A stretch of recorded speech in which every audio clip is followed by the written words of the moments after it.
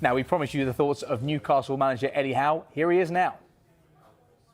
I know you've spoken at length in recent weeks about Alexander Isak and his situation. As we talk now, what is the latest with him, and has anything changed this week? No, there's been no change to the situation. All my focus has been on the training, on Aston Villa, on the transfer front in terms of trying to get players in.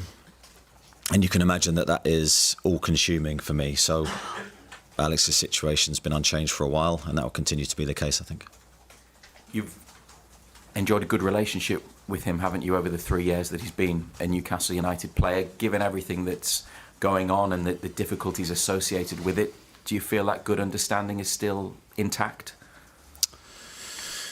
Yeah, I've had a great relationship with Alex. I think you need to have that partnership with every player. I take my part of that relationship really, really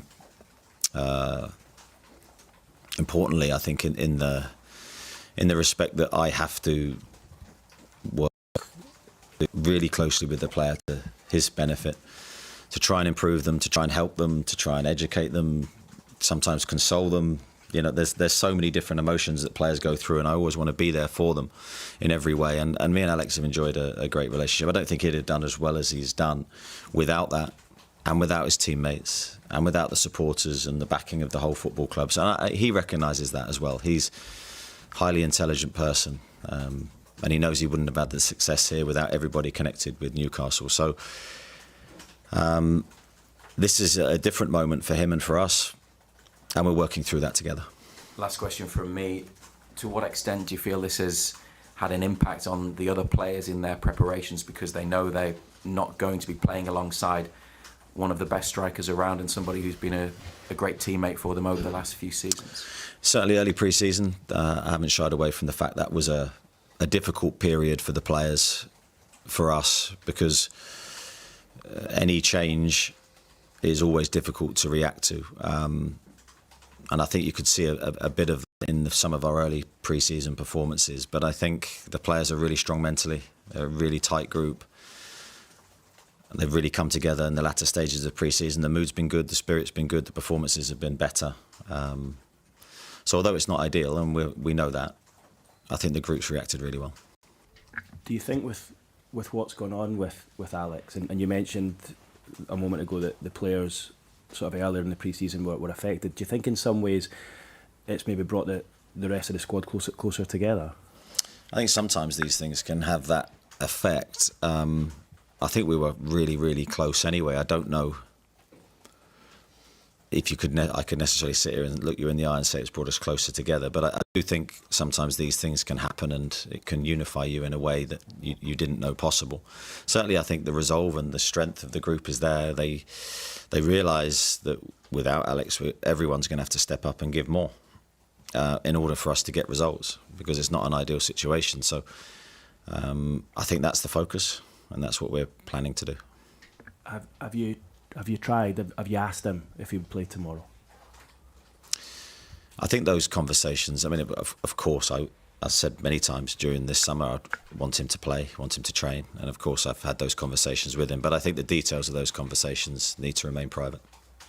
And the Isak situation aside, kind of quietly in the background, it feels as though, you know, the club are going about their work well. We've seen a number of new players arrive. You mentioned Marc there, and of course Jacob Ramsey here having a medical as well. Are you pleased with the rest of the work that's going on, if you can park the Isak situation? I know that's difficult. Yeah, I am really pleased. I think it's been a slow burner this summer for us. Initially, a lot of frustration because we were trying to be active very early, as I said at the end of last season. The reality of that didn't happen, and that can sometimes be through no one's fault other than circumstance. Then you're trying to turn things in a positive way, not necessarily for you guys, your perception, but for the players internally, for the squad, for what we need. And I think gradually, piece by piece, we've been becoming stronger.